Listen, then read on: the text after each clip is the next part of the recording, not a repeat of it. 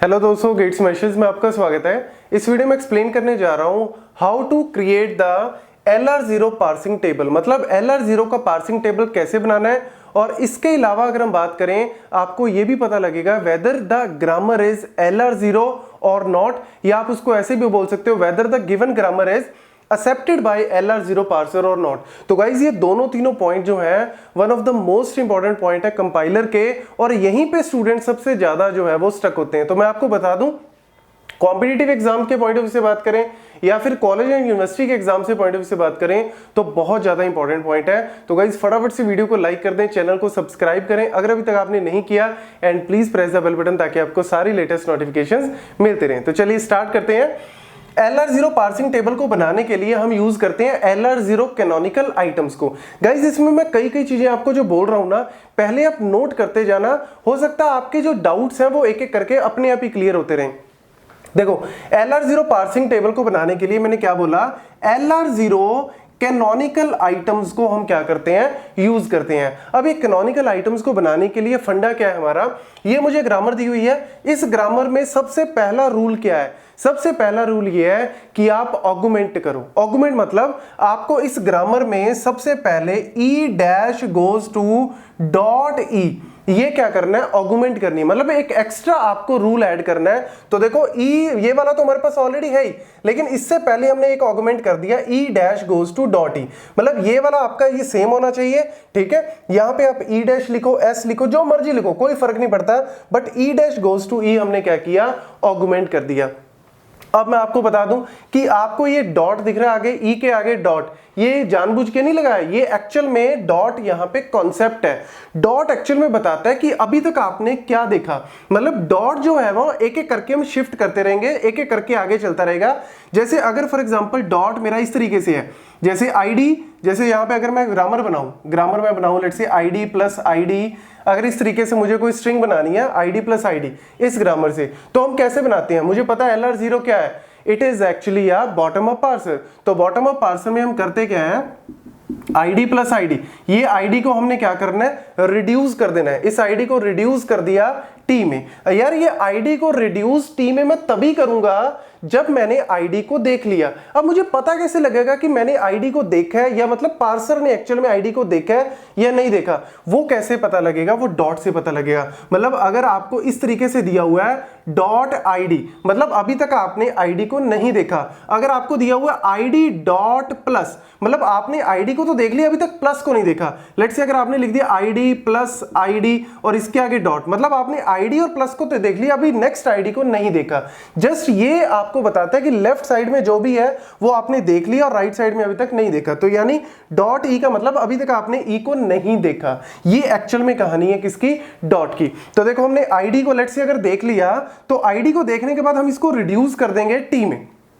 ये देखो production number 3 के अकॉर्डिंग अगर मैं इसको नंबरिंग दूं, rule number 1, rule number 2, rule number 3, तो 3 के अकॉर्डिंग हम क्या करेंगे, रिड्यूस कर देंगे आईडी को टी में, ठीक है। ऐसे ही हम फिर क्या कर सकते हैं, इस वाली आईडी को भी क्या कर सकते हैं, रिड्यूस कर सकते हैं टी में। इस वाली आईडी को रिड्यूस कर सकते हैं टी में, इस वाली टी को मैं रिड्यूस कर सकता हूं किसमें, ई में, according to rule number 2। T को रिड्यूस कर दिया ई में, और फाइनली टी और ई दोनों को रिड्यूस कर दिया किसमें, हमने ई में। तो मतलब एक तरह से हमारा बॉटम अप अप्रोच जो है वो, मतलब लीव से हम क्या करते हैं, स्टार्ट की तरफ जाते हैं। ये एक्चुअल में बॉटम अप की कहानी है। तो अब देखो हम यहाँ पे ऑगुमेंट कर दिया मैंने।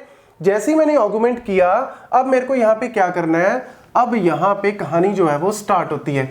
अब देखो जैसे ही आपको डॉट के बाद वेरिएबल मिल जाए, जैसे देखो डॉट के बाद आपको वेरिएबल दिख रहा है, तो मतलब आपको उस वेरिएबल को भी खोलना है, उस वेरिएबल को भी ओपन करना है। मतलब डॉट के बाद अगर वेरिएबल है तो आपको उस वेरिएबल को भी ओपन करना है। अगर डॉट के बाद टर्मिनल होता आप वहीं पे रुक जाओ, लेकिन अब डॉट के बाद क्या है, वेरिएबल कौन सा है, ई। तो अब आप ई की सारी प्रोडक्शन के आगे डॉट लगा दो। मतलब ये देखो ई आपको दिख रहा है यहाँ पे, ई की सारी प्रोडक्शन के आगे क्या लगा दो, डॉट। मतलब ई की कौन सी प्रोडक्शन है, टी प्लस ई, तो इसके आगे क्या लगा दो, डॉट लगा दो। और एक कौन सी प्रोडक्शन है, ई गोज टू टी, तो मतलब इस टी के आगे भी क्या लगा दो, डॉट। बहुत सिंपल सा रूल है गाइज। सबसे पहले हमने आर्गुमेंट किया E dash goes to dot E. अब डॉट के बाद क्या है, वेरिएबल। जो भी वेरिएबल है उसको ओपन करना है, उसको हम बोलते हैं एक तरह से क्लोजर प्रॉपर्टी की तरह। मतलब जब तक ये वाला मेरा डॉट के बाद टर्मिनल नहीं आता मैं तब तक खोलता रहूंगा। तो ई जो है, ई के जितने भी रूल्स है ना, ई goes to T plus E और ई गोज टू टी, उन दोनों के आगे डॉट डॉट लगा दिया। अब देखो डॉट के बाद फिर क्या आ गया, टी आ गया। डॉट के बाद टी आ गया मतलब वेरिएबल है। तो यानी अब टी वाली प्रोडक्शन रूल को भी खोलो। तो टी वाली प्रोडक्शन रूल को खोला तो मतलब ये आपका टी गोज टू आईडी है और आईडी के आगे हमने क्या लगा दिया, डॉट। मतलब ये आपका पूरा का पूरा एक तरह से कह सकते हो कि स्टेज नंबर 0 आप बोल सकते हो इसको, या आप आइटम नंबर 0 बोल सकते हो। जो कैनोनिकल आइटम हम बना रहे हैं ना, कैनोनिकल आइटम में आइटम नंबर 0 बोल सकते हो, स्टेट नंबर 0 बोल सकते हो, जो मर्जी नाम दे दो। तो मैंने इसको नाम दे दिया let's say I not, item number 0। Getting the point. तो ये पहला पॉइंट, बस यहां तक अगर आपको पता लग गया उसके बाद तो कुछ नहीं है। अब आपको एक एक करके क्या करना है, गो टू, मतलब एक एक करके आपको ये डॉट को शिफ्ट करना है। मतलब लेट्स से अब देखो सबसे पहले आपको दिख रहा है ये ई के लेफ्ट में है डॉट। अब अगर मैं यहां पे ई मूव करूं, ई मूव करने का मतलब क्या है कि अगर मैं लेट्स से ई मूव के लिए क्या होगा, E dash goes to E dot हो जाएगा। मतलब ये ई के लिए क्या करेगा, गो टू करेगा। तो ई के लिए जब गो टू करेगा तो ये डॉट मेरा ई से आगे जो है वो शिफ्ट हो गया। ऐसे ही अगर मैं लेट्स से टी के लिए मूव करता हूं, यहां पे देखो टी के लिए, तो टी के लिए क्या करेगा, टी के लिए ये E dash goes to T dot plus E. Getting the point. ये देखो सबसे पहले हमने ई के लिए मूव किया तो देखो ई के अकॉर्डिंग जो है वो राइट में मूव कर गया। अब राइट में मूव कर गया तो यहां पे मतलब एक तरह से खत्म हो गया, मतलब क्योंकि इसके बाद आप आगे मूव ही नहीं कर सकते, डॉट अपने लास्ट पोजीशन पे पहुंच गया। और इस वाली जो ऑगमेंटेड के केस में हम इसको बेसिकली इसको एक तरह से एक्सेप्टेंट स्टेट बोलते हैं, इसको बोलते हैं accepting state, accepting state. Getting the point. जिसमें भी ये आपका ऑगमेंटेड वाला होता है ना उसमें बोलते हैं उसको एक्सेप्टिंग स्टेट। तो E dash goes to E dot. अब देखो टी के लिए कहां पे मूव किया, E dash goes to T dot plus E, और नीचे देखो ई गोज टू, ये देखो ई यहां पे ई है अकेला, ई गोज टू टी डॉट हो गया और यहां पे ई गोज टू टी डॉट हो गया। Getting the point. तो ये मेरा एक तरह से नेक्स्ट जो है वो आप कह सकते हो गो टू मूव बन गई। अब इससे नेक्स्ट मूव आपकी कैसे बनेगी, आईडी के लिए बनेगी। तो आईडी के लिए मैंने मूव किया तो T goes to ID dot बन गया, तो T goes to ID dot बन गया। तो देखो गाइज ये बड़ा इंपॉर्टेंट पॉइंट है, T goes to ID dot, मतलब मैंने आईडी को देख लिया, अब मैं इसको रिड्यूस कर सकता हूं, मतलब आईडी को रिड्यूस करके टी लिख सकता हूं, क्योंकि मुझे बॉटम से अप की तरफ जाना है, स्टार्ट की तरफ जाना है। तो एक एक करके आप रिड्यूस करोगे तभी आप स्टार्ट की तरफ पहुंचोगे, जैसे मैंने आपको करके दिखाया था। तो इसको आप एक तरह से स्टार मार्क कर लो, ये आपकी कौन सी है, रिड्यूस्ड टर्म है। ये कौन सी है, रिड्यूस्ड। अभी ये आपकी एक्सेप्टेंट है। अब देखो यहाँ पे डॉट अभी तक लास्ट में नहीं पहुंचा, तो हमें बिल्कुल लास्ट तक पहुंचाना है। तो देखो नेक्स्ट जो है वो प्लस के लिए मूव करेगा। तो जैसे ही हमने प्लस के लिए मूव करवाया तो देखो E goes to T plus dot E बन जाएगा। पहले टी के लेफ्ट में था, अब टी के राइट में बन गया। अब देखो फिर ध्यान से देखना गाइज, टी के बाद क्या बन गया, वेरिएबल। टी के बाद ई आ गया। जैसे ई आ गया मतलब ई की सारी प्रोडक्शन को खोलो, तो ई की प्रोडक्शन के आगे डॉट दोबारा लगाओ। तो ई की प्रोडक्शन के आगे डॉट दोबारा लगाओगे तो क्या बन जाएगा, वही टी प्लस ई के आगे डॉट एंड टी के आगे डॉट। बड़ा इंपॉर्टेंट पॉइंट है। और ऐसी अगर हम बात करें तो देखो टी के आगे क्या आ गया, डॉट, मतलब डॉट के बाद टी आ गया, तो यानी टी को भी आपको ओपन करना पड़ेगा। तो this is how you have to write it. Plus के लिए आपके पास इस तरीके से बनेगा, ठीक है।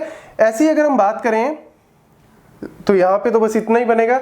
इसके अलावा अगर हम बात करें यहाँ पे फिर हम इसको आगे पहुंचाते हैं। लेट्स से ई मूव के लिए अगर हम ई को आगे मूव करेंगे डॉट को, तो ये क्या बन जाएगा, E goes to T plus E dot. तो देखो ये मेरा डॉट बिल्कुल लास्ट तक पहुंच गया। और ये देखो कौन सी है, प्रोडक्शन नंबर 1 है। इसको हमने नाम दिया था ना प्रोडक्शन नंबर 1, प्रोडक्शन नंबर 2, 3। तो ये प्रोडक्शन नंबर 1 है, तो इसको भी आप स्टार मार्क कर लो, बिकॉज ये भी क्या है, रिड्यूस्ड टर्म 1 है। ये रिड्यूस्ड टर्म आपकी 3 थी, ये 3 थी रिड्यूस्ड टर्म, ये रिड्यूस्ड टर्म 1 बन गई। Getting the point. अब देखो यहाँ पे नेक्स्ट देखो, अब हम यहाँ पे टी के लिए अगर मूव करवाते हैं तो देखो टी के लिए अगर आप मूव करवाओगे तो ये कौन सी बनेगी, टी के लिए अगर आप मूव करवाओगे ना तो देखो ये क्या बनेगा, E goes to T dot plus E and E goes to T dot. तो दिख रहा है ये और ये आपकी बिल्कुल सेम है, ये और ये सेम है, तो दोबारा से आपको एक नई स्टेज बनाने की जरूरत नहीं है। आप इसको इस तरीके से शो कर दो कि ये टी पे कहां जाएगा, ये टी पे इस स्टेज पे चला जाएगा, ठीक है ना, ये टी पे इस स्टेज पे चला जाएगा। ऐसे अगर आप आईडी के लिए ओपन करोगे तो कैसे लिखोगे, T goes to ID dot, तो ये देखो ये स्टेज सेम है, तो यानी आपको लिखने की जरूरत नहीं है, नई स्टेज नहीं बनानी, आप सिंपली बना दो कि ये आईडी के लिए कहां चला जाएगा, इस तरफ चला जाएगा। तो यानी मेरे पास टोटल कितनी स्टेट्स बन गई, कितनी आइटम्स बन गई, आइटम नंबर 0, आइटम नंबर 1, मैं कलर यहां पे चेंज कर देता हूं ताकि आपको आसानी से आप नोट कर सको। तो ये आइटम नंबर 0, ये आइटम नंबर 1 या स्टेज नंबर 1, स्टेट 1 कह लो, ये आइटम नंबर 2, ये आइटम नंबर 3, ये 4 और ये मेरे पास 5। तो ये मेरे पास टोटल जो है वो 0 से लेके 5 तक 6 स्टेट्स जो है वो आपकी टोटल यहाँ पे बन गई है। तो पहले तो इस ग्राफ को, ये पूरे ट्री से को बनाना ही अपने आप में थोड़ा सा कॉम्प्लेक्स टास्क है, इस पूरे ग्राफ को बनाना थोड़ा सा कॉम्प्लेक्स है, लेकिन अगर आपको एक दो बार आप क्वेश्चन सॉल्व करोगे तो आपको ये बिल्कुल इजी लगेगा। अब हम बनाते हैं इसका टेबल। तो टेबल में सबसे पहले स्टेट 0, 1, 2, 3, 4, 5, पांचों जो मेरी 6 के 6 स्टेजेस थी 0 से लेके 5 तक लिख दी। अब देखो यहाँ पे होता है हमारा एक्शन पार्ट, ये होता है हमारा एक्शन पार्ट, ये वाला मैं यहाँ नीचे लिख देता हूँ एक्शन पार्ट, और ये होता है हमारा go to part. Action part क्या बताता है, सारे के सारे टर्मिनल लिख लो, तो आईडी टर्मिनल है, डॉट टर्मिनल है, और डॉलर हम बाय डिफॉल्ट ऐड करते हैं, और एक हमारे पास यहाँ पे गो टू पार्ट में क्या है, सारे के सारे वेरिएबल, तो ई और टी मेरे क्या है, नॉन टर्मिनल या वेरिएबल। अब देखो 0 से हमारे पास सबसे पहले अगर हम मूव देखें तो 0 से ई पे कहां जा रहे हैं, 0, ये स्टेज नंबर 0 है ना, स्टेज नंबर 0, तो 0 से हम कैपिटल ई पे कहां जा रहे हैं, 1 पे जा रहे हैं, तो 0 से कैपिटल ई पे हम कहां जा रहे हैं, I1 पे जा रहे हैं। कैपिटल टी पे देखो कहां जा रहे हैं, कैपिटल टी पे हम 2 पे जा रहे हैं, कैपिटल टी पे हम कहां जा रहे हैं, कैपिटल टी पे हम 2 पे जा रहे हैं। 0 से हम कैपिटल टी पे कहां जा रहे हैं, 2 पे जा रहे हैं, तो यहां पे लिख दो 2। 0 से कैपिटल टी पे हम 2 पे चले गए। ऐसे ही 0 से आईडी पे हम, ये देखो यहां पे थोड़ा सा ध्यान देना, 0 से हम आईडी पे कहां चले गए, आइटम नंबर 3 मतलब 3rd पे चले गए, तो 0 से आईडी पे हम 3 पे चले गए। इसको गाइज लिखते हैं हम 3 लिखने की बजाय इसको लिखते हैं हम शिफ्ट 3। यहां पे हम क्या लिखते हैं, शिफ्ट 3। ये आगे आपको क्लियर होगा जब पार्सिंग एक्चुअल में कैसे काम करती है, तब आपको थोड़ा और आइडिया इसके बारे में होगा। अभी फिलहाल एक बार नोट कर लो, यहां पे क्या है, आईडी पे मतलब 0 स्टेज पे थे आप, जैसी आईडी देखा आपने 3 स्टेज पे पहुंच गए, मतलब इसको S3 लिखना, शिफ्ट 3 जो है वो इसको लिखना। नेक्स्ट देखो ये हमारा 1, 2, 3 और यहाँ पे 3 स्टेट्स हमारी होगी। चलो अब देखो, अब हम यहाँ पे I1 स्टेज की अगर बात करें ना, तो ये बाय डिफॉल्ट क्या होती है, एक्सेप्टेंस स्टेट होती है, तो इसको तो सिंपली आप एक्सेप्टेंस, चाहे सारी जगह लिख लो एक्सेप्ट, जहां मर्जी लिख लो, बेसिकली डॉलर के नीचे हम लिख देते हैं, ये हमारी एक्सेप्टेंस स्टेट है। देन देखो 2 देखो ध्यान से, 2 प्लस पे कहां जा रही है, I4 पे, 2 प्लस पे कहां जा रही है, I4, मतलब इसको क्या लिखोगे, शिफ्ट 4। 2 प्लस पे I4 तो मतलब इसको शिफ्ट 4। ऐसी अगर हम बात करें 2 आई पे तो इधर चली गई, और 2 मेरे पास यहाँ पे, इसके अलावा यहाँ पे देखो गाइज, यहाँ पे प्लस पे तो ये क्या कर रही है, शिफ्ट कर रही है, प्लस पे तो क्या कर रही है, ये शिफ्ट कर रही है, मतलब आगे नेक्स्ट स्टेट पे शिफ्ट कर रही है। लेकिन यहाँ पे आप ध्यान से देखो, there is a reduced term also, there is a reduced term, मतलब यहाँ पे शिफ्ट भी है प्लस पे, और यहाँ पे रिड्यूस भी है। कौन सी रिड्यूस्ड है, यहाँ पे रिड्यूस नंबर 2 है। ये देखो सेकंड प्रोडक्शन को हम रिड्यूस कर रहे हैं, टी को रिड्यूस करेंगे ई में, क्योंकि हमने टी को देख लिया, तो टी को रिड्यूस कर दो ई में। तो यानी यहां पे ध्यान देना, ये हम किस स्टेज पे खड़े हैं, 2 स्टेज पे खड़े हैं, तो 2 की तीनों लाइनों में, मतलब इस पूरी लाइन में आपको क्या लिखना है, reduce two reduce two reduce two, मतलब तीनों लाइंस में, तीनों आप कह सकते हो कॉलम्स में या पूरी की पूरी लाइन में आपको क्या लिखना है, reduce two reduce two reduce two. मतलब हमने एक्चुअल में जैसे ही देखा ना इसको, साथ के साथ हमने रिड्यूस कर देना है टी को ई में। Getting the point. ऐसे ही देखो नेक्स्ट अगर हम बात करें, ये देखो नेक्स्ट हमारे पास 3 वाली स्टेज है, तो 3rd स्टेज देखो, 3rd स्टेज भी क्या है, रिड्यूस, कौन सी 3, तो हम यहाँ पे क्योंकि 3rd वाली है ना, ये रिड्यूस 3 हो रही है, तो 3rd वाली स्टेज पे हम क्या लिख देंगे, reduce 3 reduce 3 reduce 3। So this is how you have to write it. देन अगर हम बात करें I4 की, तो I4 में देखो, I4 में हम E के लिए कहां जा रहे हैं, I4 में E के लिए हम 5 पे जा रहे हैं, I4 से हम कैपिटल ई पे कहां जा रहे हैं, कैपिटल ई पे 5 पे जा रहे हैं, ठीक है ना, तो 5 लिख दो यहाँ पे। और I4 से हम कैपिटल टी के लिए कहां जा रहे हैं 2 पे, तो कैपिटल टी के लिए हम कहां जा रहे हैं 2 पे। Getting the point. तो इसमें सिर्फ आपकी शिफ्ट ही है, रिड्यूस तो कोई है ही नहीं, और इस तरीके से हम बेसिकली यहां पे करेंगे।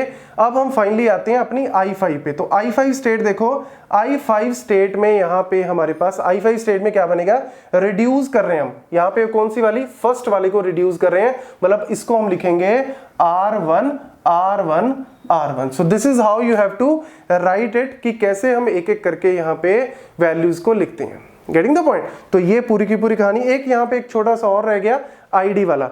ये देखो कैपिटल ई पे तो ये 4th स्टेज से कैपिटल ई पे तो हम 5 पे चले गए, ठीक है, लेकिन आईडी वाला ये रह गया। आईडी पे हम कहाँ जा रहे हैं, आईडी पे हम शिफ्ट कर रहे हैं 3rd स्टेट पे, तो यानी यहाँ पे लिख दोगे S3, ठीक है ना, क्योंकि 3rd स्टेट पे हम क्या कर रहे हैं, शिफ्ट कर रहे हैं आईडी के लिए। So this is how you have to create the full parsing table. तो पार्सिंग टेबल आपको इस तरीके से बनाना है।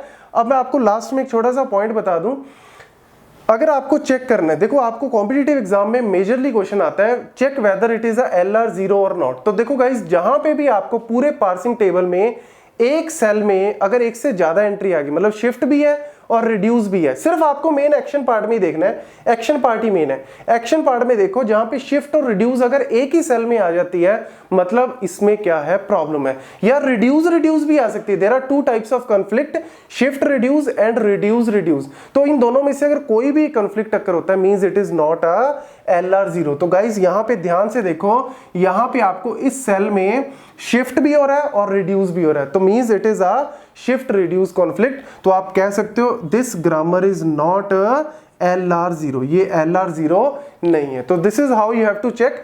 अगर आपको इन केस थोड़ा सा भी इसमें लगता है कि फर्स्ट टाइम आप कर रहे हो, तो गाइस एक बार दोबारा चेक करना और साथ साथ नोट्स बनाना, डेफिनेटली आपको ईच एंड एवरी पॉइंट जो है वो क्लियर हो जाएगा। Thank you.